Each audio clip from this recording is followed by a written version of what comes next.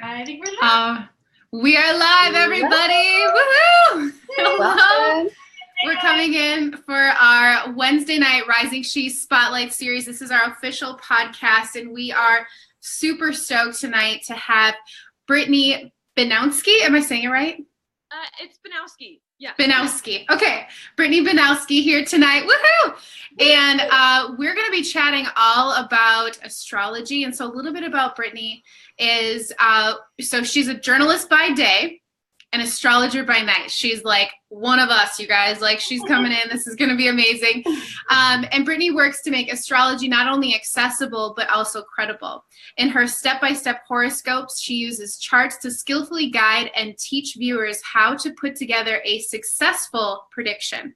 How cool is this? Give us all your emojis and show us your excitement for tonight.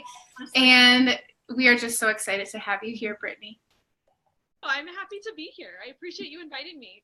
Heck yeah, girl. It's so fun.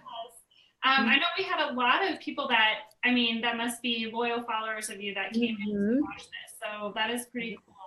And so the first, we always ask this one question because it's so awesome. I love it so much. So this will be the first question of the night, and just go for it and give us your best answer. But so what do you love about being a woman?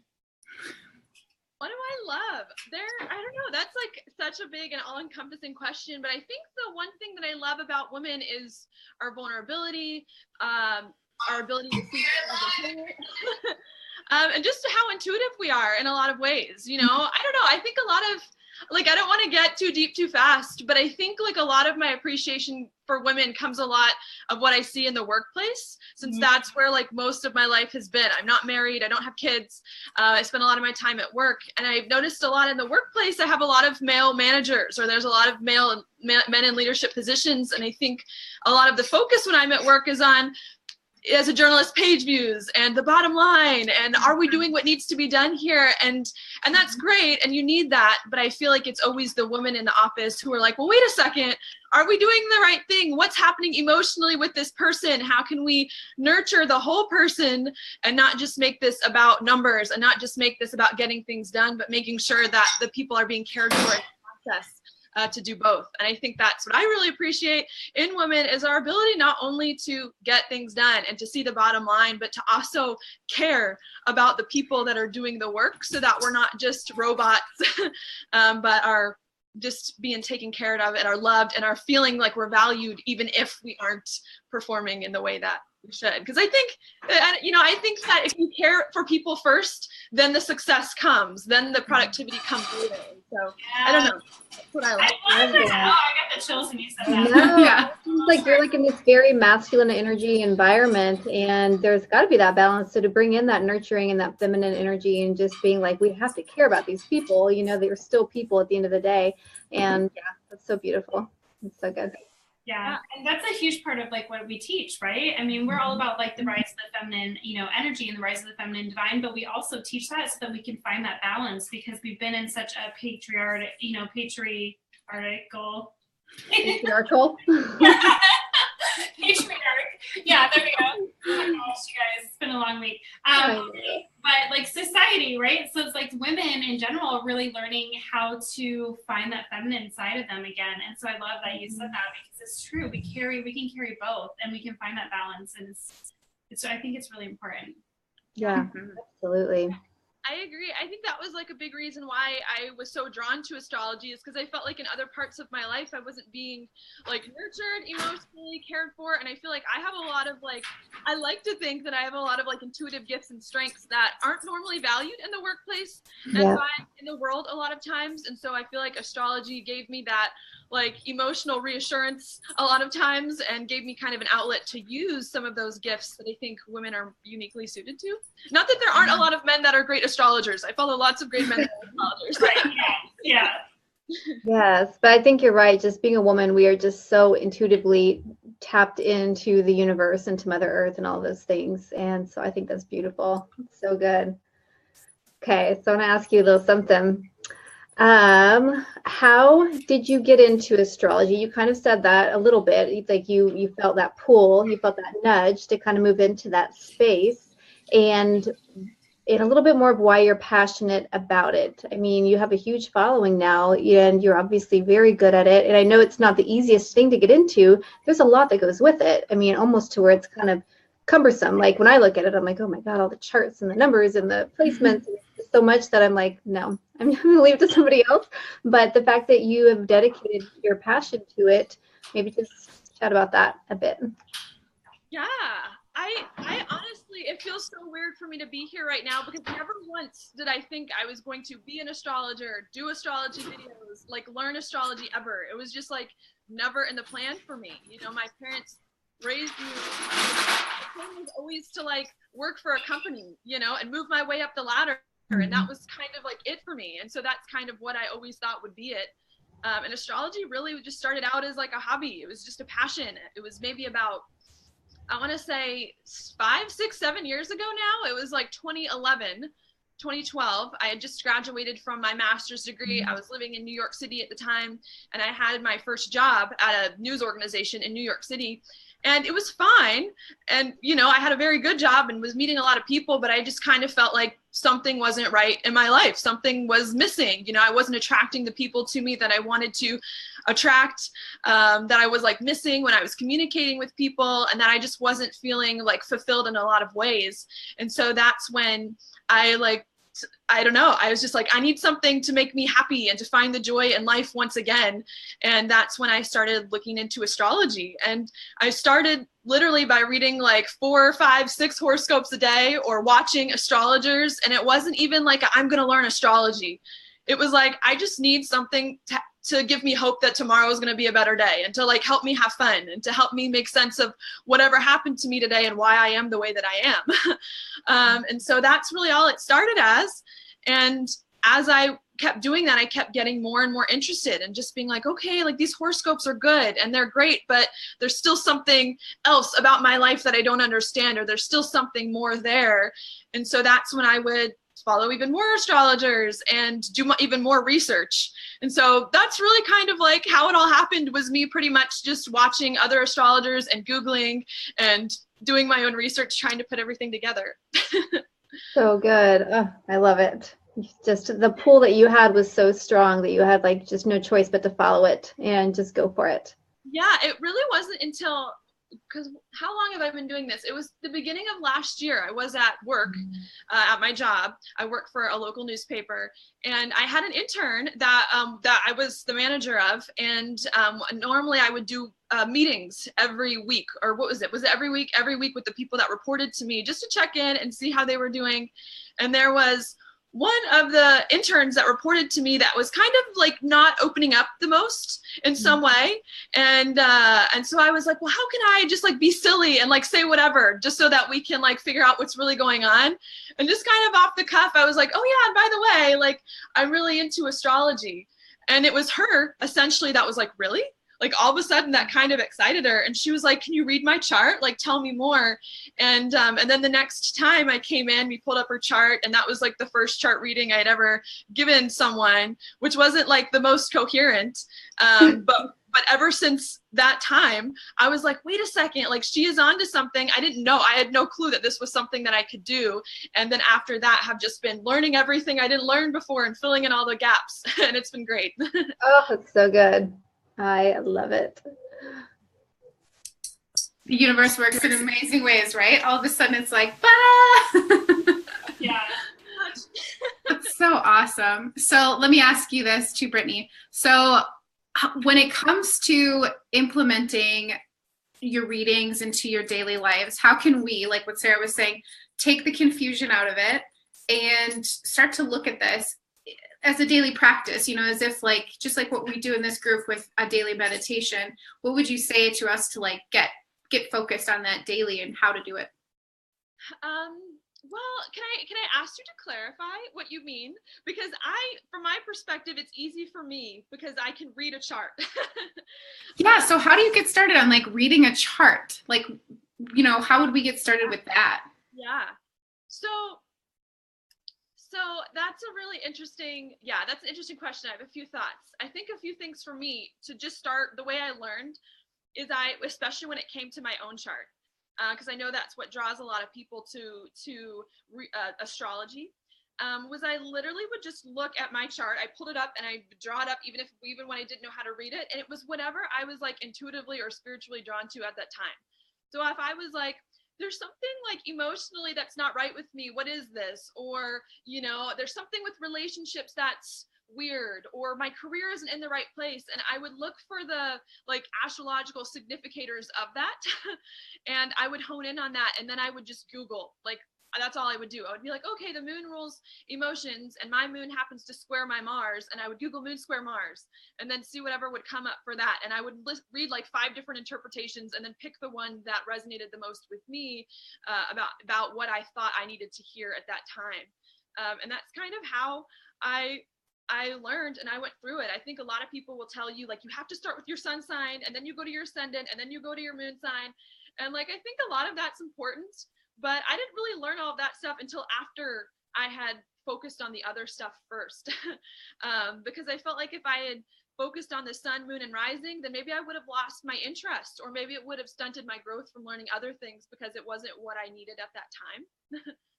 And so that's what I did. And I think the most important thing for someone who wants to learn astrology is to get a very basic understanding of the planets and the signs and the houses. Not even like super in depth, just like super basic. And then from there, try to piece things together with your own chart and gather more information just based on your own study and observation. I love that, because actually I think it's really interesting. Most people that aren't familiar with astrology, right, they only say, oh, well, I'm a Sagittarius or I'm a Cancer, and like that's just who I am. But then you're like, wait, but no, not really, because you have your rising sign and you have your, you know, your sun sign, obviously you have your moon sign, and then it all depends on how like the planets are in your chart, and it, you know, it can play a really big role in your personality. You can be not just one sign, right? And I think a lot of people get confused with that.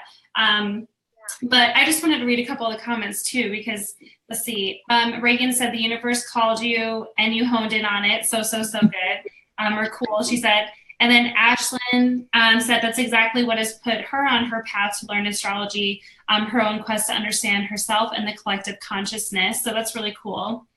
And Stephanie said that is how I learned at first, Brittney, too. So she was just agreeing with you.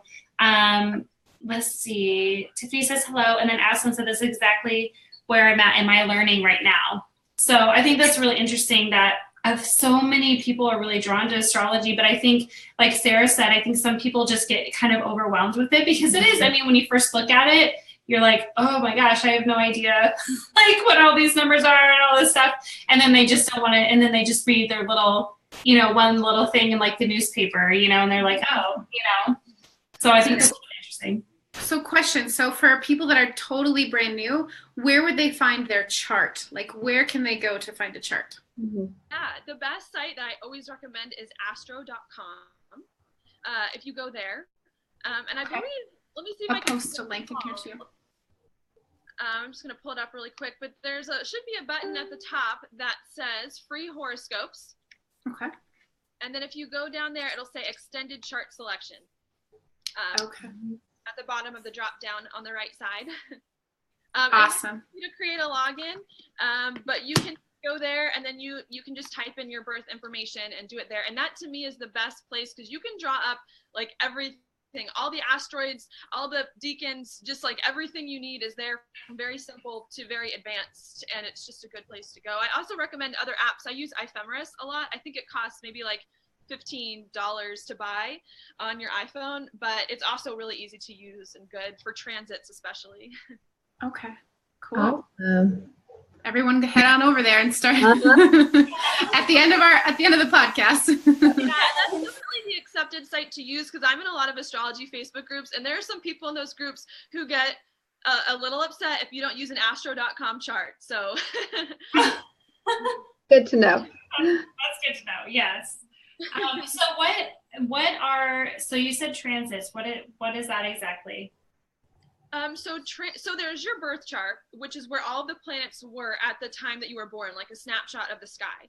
And then there are where all the planets are right now, which are different than where they were when you were born. And so that's what we call transits. are just where the planets are right now. And it's how they aspect the planets in your own chart by their mathematical aspects by degrees. And we call them transits because they move. As to your natal chart is, for the most part, always the same. Even though there are some advanced charts you can draw on that, the transits are like always moving and always doing different things. And so that's why we call them that. That's cool. That's good to know. That is really cool. So I think a lot of us know we're in shadow right now for Mercury retrograde.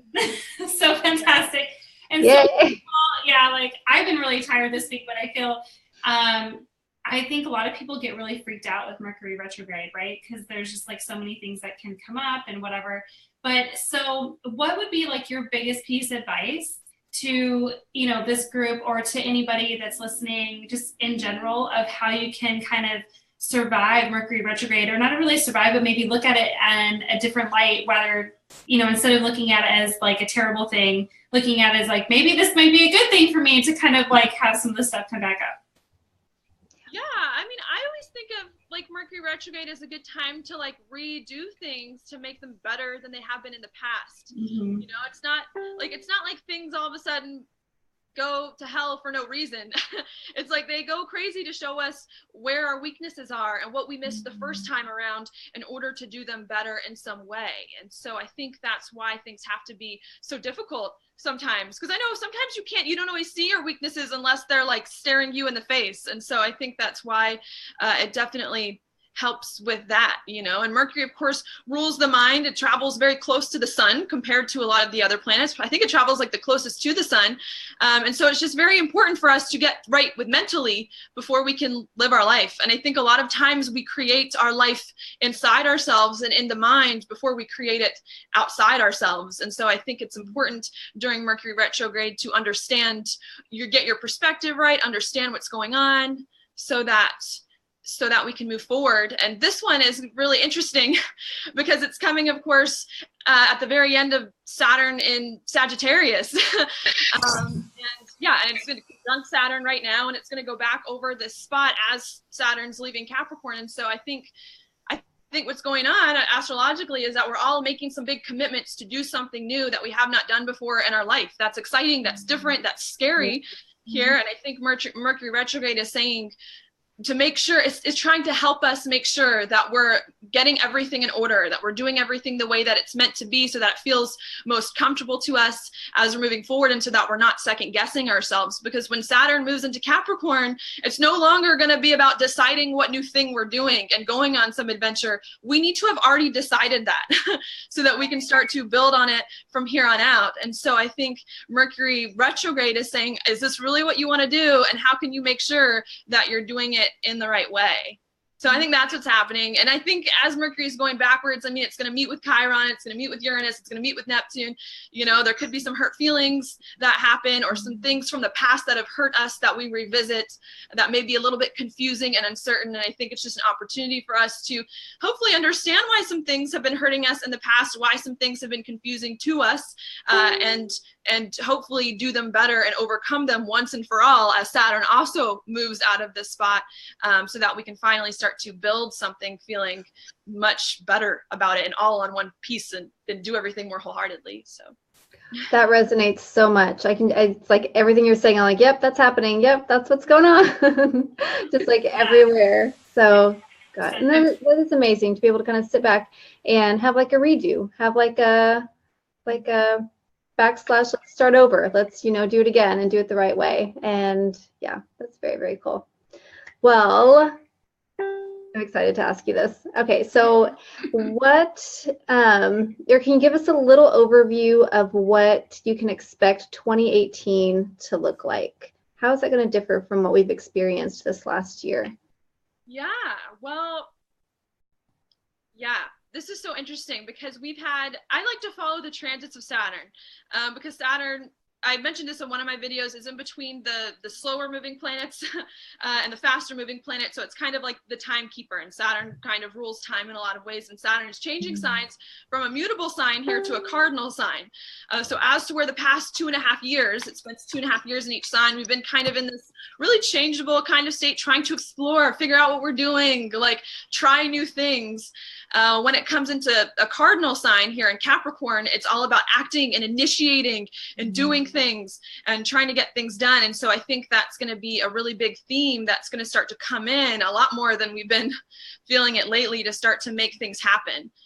While that's going on, and as we're trying to make things happen, we also do have Chiron moving into Aries. So maybe we're feeling a little bit uncertain, you know, like I've never done this thing before. I'm trying to build on this thing. Am I doing it right? Am I acting in the right ways? So I think we could be a little bit uncomfortable about that as well, and needing to kind of overcome some of that. While that's going on, Uranus also moving into Taurus this year. Uranus only changes signs like once every 8 years. Wow. So this is, yeah, a very unusual thing to happen as well. And it doesn't like being in Taurus, because Taurus likes stability in a lot of ways. Like Taurus is all about your money and your possessions, and the last thing you want is something unexpected happening to your paycheck. So it can be really hard with Uranus and Taurus for the next 8 years. But I think a lot of the message of that is, while we are building something here and feeling uncomfortable about what we're doing, I think we have to be our authentic self. We have to do everything that we can, use everything at our disposal to move forward and do some things that are important to us, and to not be afraid if our old ways of doing things fall away, to make room for some of the new. So I think that's a lot of what's going on. And I think we're trying to create a life that is more authentic for us, that feels more true, and that just resonates more deeply with who we are on the inside. That is so good. Yes. That is But I think perfect. we're gonna have our fair share of unexpected things that are gonna happen with money and with our gifts and talents, and realizing that we're good at things we didn't know we were good at, and having to get comfortable with that moving forward. And we're also building up to, sorry, I have so much to say here, but No, you're good. We're enjoying every last second. we're also building up to Saturn in a conjunction with Pluto, which will happen in Capricorn in 2020, the very beginning of 2020 in some way, which is going to cause us, in whatever area of life Capricorn rules in your chart, to totally have to redo things, remake yourself, reinvent some kind of really big structure in your life that you've relied on in some way here, reinvent your reputation. And so I think we're kind of preparing here, as we're doing something new, to get ready for us to have to change our life in a really big way, to let kind of a new identity emerge that is better. Wow. That's good. It's powerful. Really Love it. cool. So let's tap into the group here too for a second. Yeah. So let us know, ladies, that what you just heard, what you're thinking, what's coming up for you for the next, for 2018 here and beyond, of course. How that sat with you. So let me just read a couple of these here. Heather's loving your perspective on this. So many, what is it? The prayer emoji, the hand one. Great point of view, says Reagan. Hello, says Nancy Roast. Hello, Nancy Roast. Ashlyn, learned so much, ready to come home into my first house. Caitlin, I feel it brewing, and yes, feeling the uncertainty. All right. I mean, if you're feeling uncertain right now, like, I would say that that's what you're supposed to be feeling. And if you're feeling uncomfortable, like, especially with so many planets and signs that, like with Venus and Scorpio and with Mars and Libra, and Venus just finished making a trine to Chiron. And so I think we're feeling uncomfortable, but still knowing that we're being called in some direction anyways, like even as it hurts, even as we're uncertain about it. And I think we just need to go with our intuition, even if it's uncomfortable, and trust that everything will be taken care of. So this is kind of a weird question, but in terms of like the collective of all of these women speaking up right now against, when we were seeing it in the news everywhere for maybe the split second that we turn on the news channel and we turn it off, so we're like, no, thank you. But all these women that are really standing up, in terms of the collective, is it something that you as an astrologer could almost see happening ahead of time? Is it almost like you can see the storm before it comes in? Or is that kind of a weird question? I don't know. But I just think of all these women speaking up, and it's like, wow, there's so many people just stepping into their voice, and they feel safe to come forward now. Any insight on that? Yeah, for sure. I mean, that's one of the things I love about astrology is its ability to predict things. Because I'm like all about the future, like what's going to happen to me later on? When am I going to get married? And so, so yeah. What I think is going on, and the good thing about the planets too is that like they don't change. It's not like all of a sudden Jupiter's gonna like go backwards and forwards and backwards again. It like always has the same orbit that it does, and it goes retrograde at like fairly regular times that are known ahead of time, which makes it easy to predict things. And what I attribute a lot of the stuff going on now with a lot of the sexual harassment allegations and the things that are coming out has a lot to do with Jupiter and Scorpio.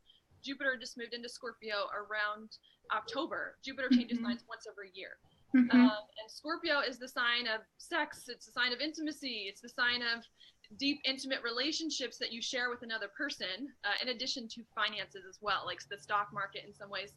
You can see with Scorpio. And Scorpio also rules deep secrets, things hidden deep beneath the surface that you don't talk about a lot because you're afraid to talk about it, or because it's, you know, it's scary or things like that. And you have Jupiter here, which is ruled by Sagittarius, the sign of expansion and good stuff, and it wants to bring everything to light. Like Jupiter wants to expose everything, and Scorpio wants to like hide it away, you know, because it rules our private parts and a lot of things we don't want to talk about.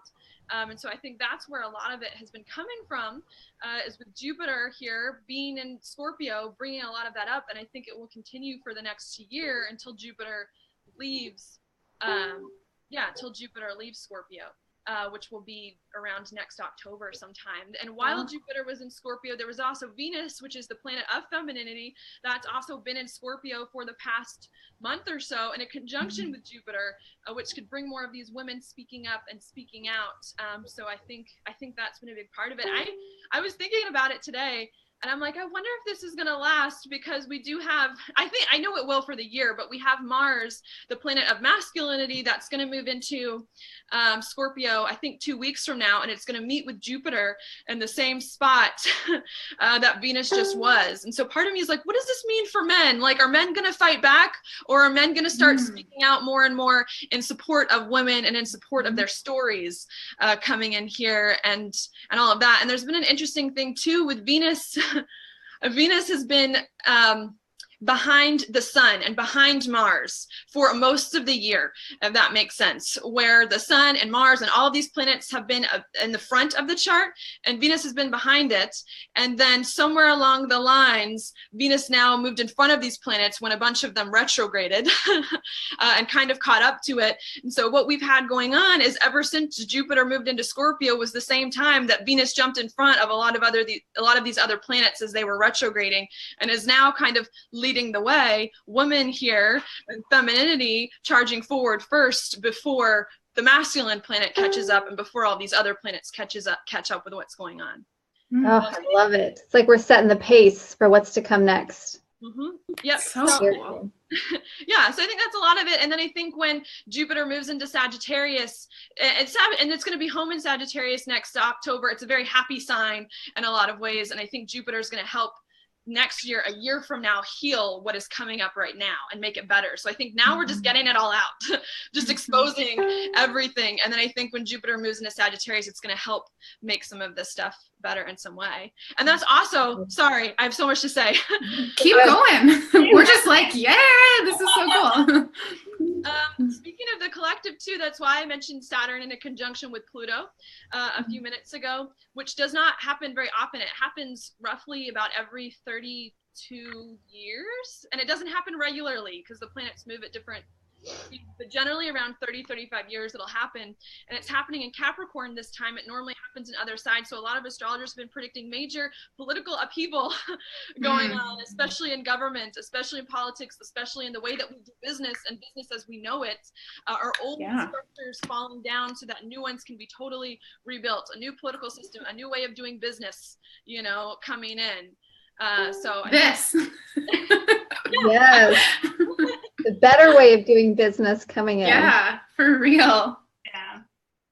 That's so good. Okay, so we've got a couple questions. Indeed, Scorpio, hashtag deep intense. This is so cool. I don't know why. I just knew it was time for everyone to know. It's just suddenly time to speak. It's going to be a wild ride, says Nancy. Ashlyn, Terry Crews came out about his assault too. Maybe more men will come forward. Yeah.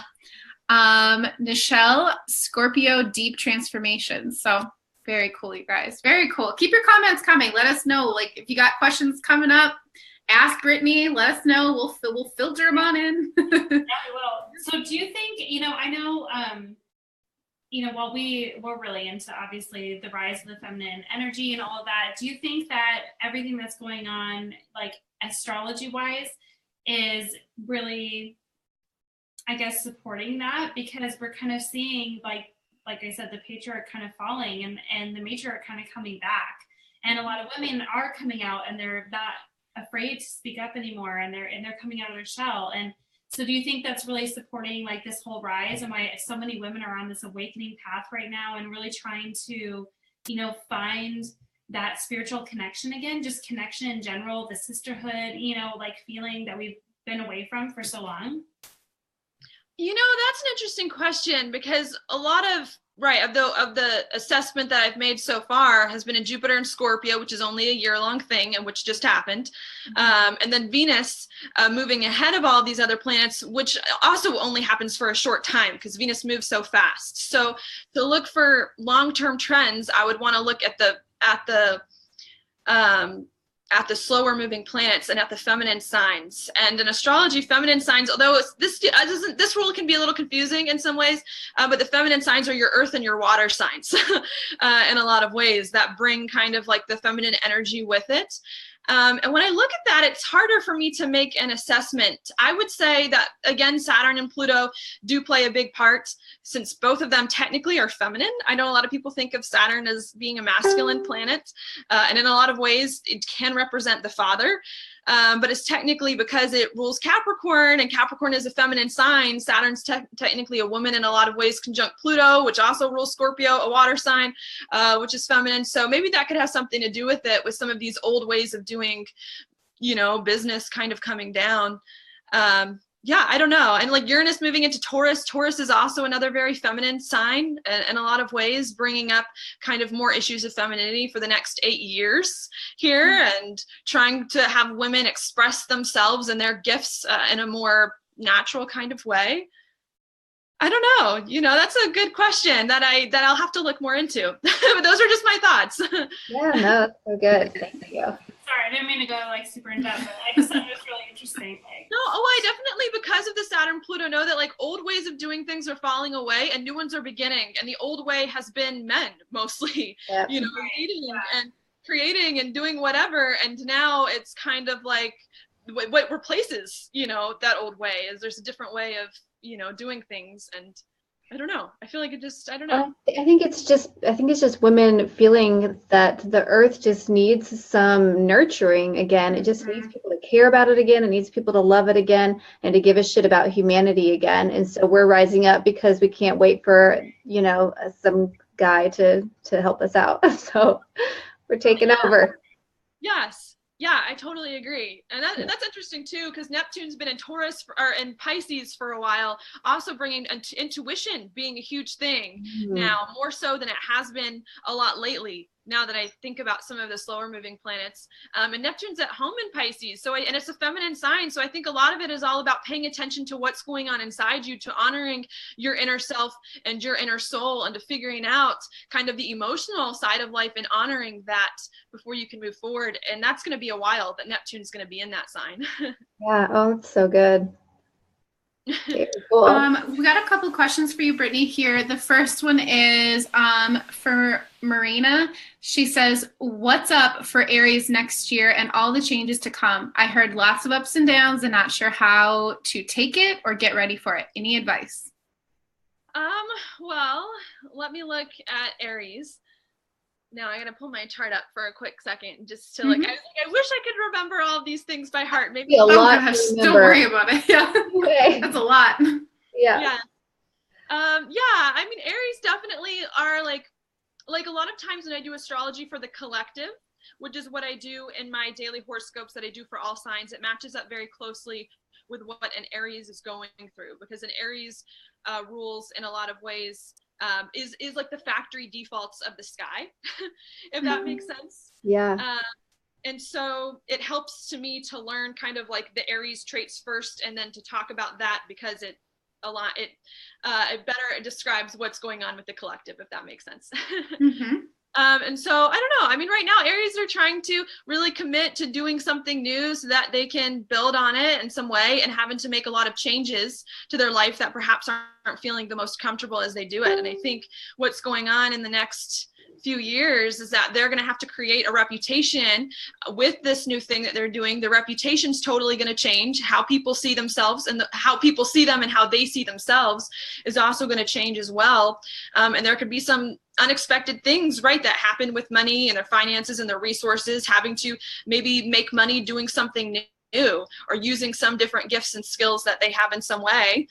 And I don't know. I think my advice would be to just like believe in yourself, believe in what you have, to face it head on, to not be afraid of like what's coming. I think, in my opinion, like the planets are there for our good. They're there to help us and to teach us things, and they want us to succeed.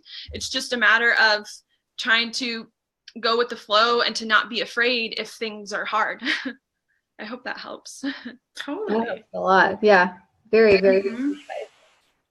So one of our favorite questions to ask at anyone that comes into our podcast series is, for you, what is your next right move? That's a great question. I don't know. I think the next move for me is that I need to quit my full-time job. Woo! Sara just did too. So welcome to the club. Go for you all. It's been the most amazing, I mean, just speaking for me, it's been the most amazing, connected, flowing experience of my entire life. But Sara, you kick off yours too. Yeah.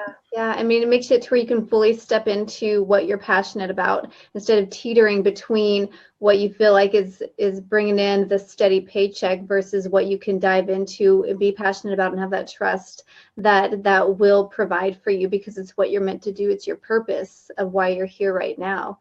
And I mean, you're amazing. Like, don't second guess yourself. That's why we invited you to come up here. And yeah, quit your job. Don't worry about it. Well, I'm just so scared, because that's like the thing that I've been working my whole life to do, was to do my job, to do journalism.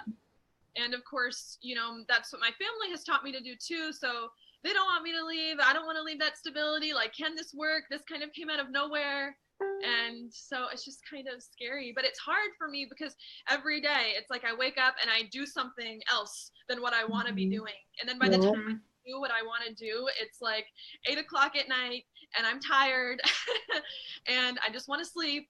And so I think that's very hard. You'll know though, you'll know when it's time to transition and complete. You'll finally be like, all right, enough is enough, done, you know, and you'll know when it's time to transition out.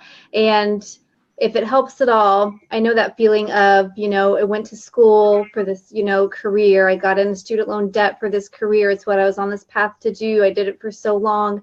And something that really helped me shift out was understanding that there's a lot of people that are willing to go to school to do what I did. I worked at a children's hospital. I was a respiratory therapist. There's a lot of new grads coming out. There's a lot of people that were going to come into that field. There's not a lot of people that are going to do what you're doing now with passion and with having that gift to be able to do it. There's a lot of journalists out there, and you're probably an amazing one, but there's not a lot of people that will dive into astrology and really help people move through their lives and tap into their intuition and bring it all together to help serve humanity in that really unique way.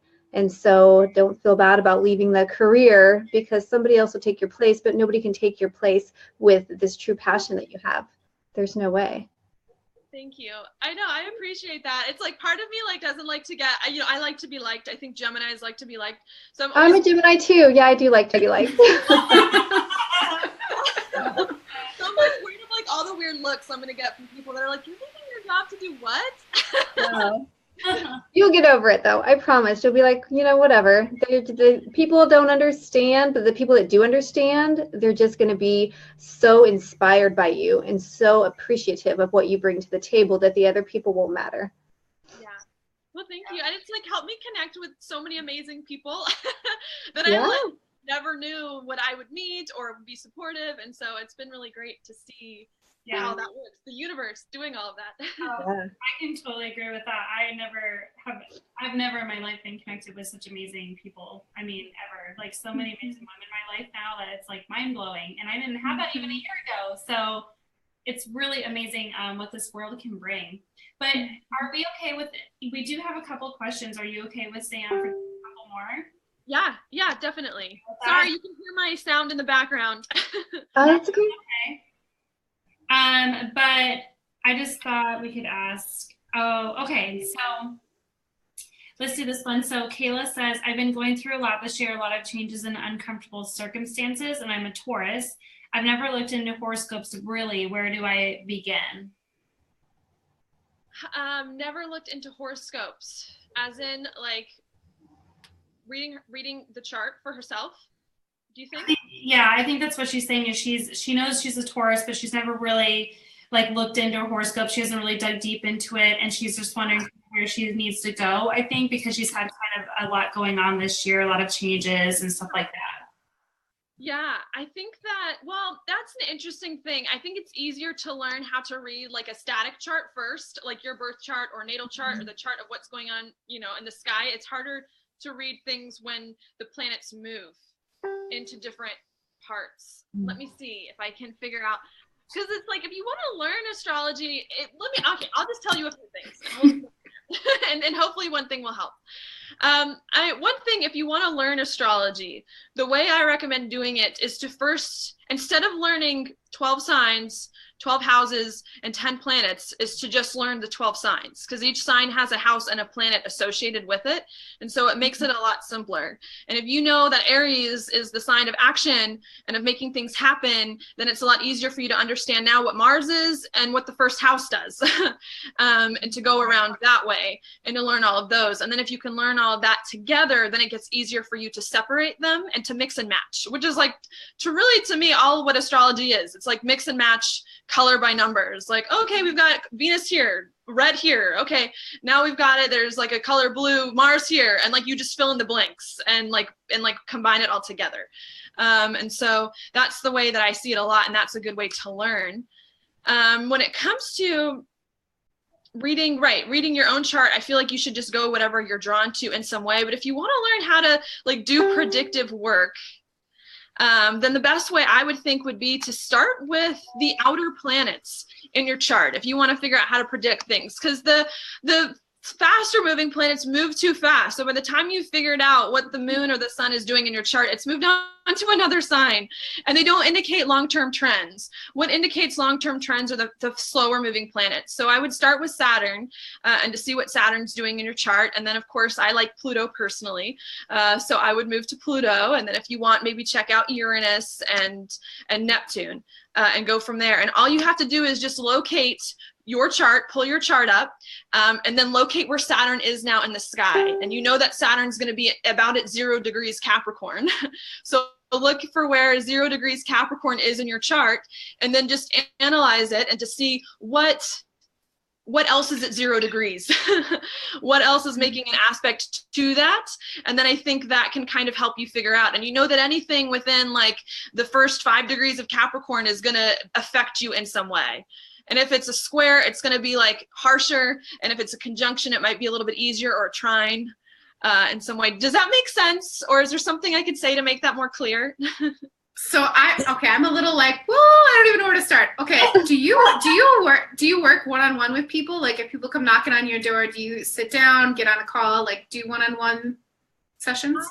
I would like to do that, but I haven't done that yet, just because I'm available like late at night and I'm like a little nervous about doing that, but I would like to. Don't be nervous. Because there's so much that goes into it. And so, I mean, personally for me, I would be like, take my money and tell me about my sign, versus me being like, I got to figure all this shit out. I can't. Please. I think if Brittney, you were to say tonight, if you were like, all right, so I'll take 5 people, you know what I mean? Just to get your feet wet in it. I'm sure you got 25 people on right now and they keep chatting. So I'm sure if you wanted to break out of that corporate, like the journaling. First way to do it. Yeah, it's the first way. Yeah. So, So, fine. Why not? Why not? okay, well, she's throwing it out there. First 5 people, hop on over. Definitely do that. But it really is. I mean, just to listen to it, I think like I can just sit here and listen to you all day because I think it's just amazing what you know. I mean, it's some of the stuff to me, I'm like, okay, I don't understand what this means or that means, but it would be really cool to sit down and talk one-on-one and like do an in-depth analysis. Because that would be super cool.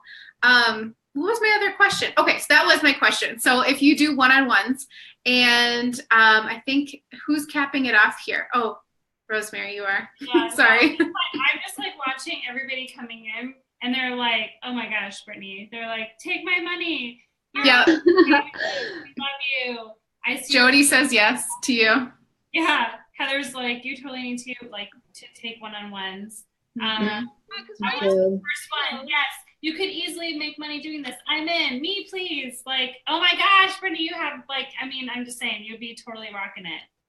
Totally rocking it. You have such an amazing energy. No, right now I do videos and I'll film those and then I'll give them to people, but I think that's super time consuming for me. And like what would be the easiest is just to have a conversation and to record it and then to send the recorded conversation with like a few other things. Yeah, and let them have that live feedback and that connection. And with your intuition being so strong, you can kind of pick up on some things too. I think it can end up being like a really beautiful process for people. So I definitely think, if you want to do that, you should post something underneath the spread so that everybody that's posting can definitely get a hold of you because you already have like at least 10 people. They're like, yes. You're breaking out. You're starting your full-time career tonight. The universe was like, okay, here you go. That is so awesome. Yeah, that's super great. I'll have to connect with everyone and maybe I'll do like a little bit of a discount just while I get my feet wet. There you go. Very cool. We love that. Well, we want to say thank you so much for coming in. Brittney, you've been absolutely a total light. I love your energy. You were so loving and just so sweet. I just love it. I love your vibe so much. So we want to know where we can find you. Do you have a group? Spit out all of your stuff that you have so that everybody that's been on here can come and follow you and be a part of what you do. Yeah, thank you. The best place really to find me is on my YouTube channel. That's what's helped me like meet so many people then so far and grow. My astrology channel or my business is just through YouTube. And you can do that by going to youtube.com/WonderGirlAstrology. Wonder Girl is like my stage name, I love it. Love it. So good. So you can go there. Also my Facebook page, facebook.com/WonderGirlAstrology as well. I have an Instagram, which is @WonderGirlAstro, without the last part. And then you can catch me on Twitter also @WonderGirlAstro. And then I have my website, www.wondergirlastrology.com. And you can also get readings from me there, but I don't always advertise that just because time, especially to sit down and record something, is limited. But when I quit my job, lots of time. Yes. Awesome. Well, we'll post the links to all of your stuff below too, but I'm glad you said it out loud because whenever people are listening in for like podcast, sessions, they can be able to just jot this down and follow you that way too. So very cool. For sure. But we will definitely share that stuff in our tribe so everybody can come and find you in case they didn't catch it on the live. So and please come back. Please come back in like next couple months and we'll do like another recap or something. See where things are at in 2018. Yeah. I think that'd be great. I can give like a year-long report or something for you. Yeah. Oh, that'd be so good. Yeah, we should make that a night. Make a night of that. That would be awesome. Yeah. Very cool. Okay, well, thank you again, Brittney. You've been absolutely amazing. A blessing that you've come into our path, and we're here speaking to our tribe. We appreciate you so much and your vast knowledge on the universe. It's absolutely incredible to me. It's so amazing. So everybody that's listening and tuned in, be sure to tune in every Wednesday night for your weekly woo-woo wisdom. We have different women coming in every Wednesday, and we'll see you next week. All right. Bye, guys. Peace out, everybody. Bye. Bye.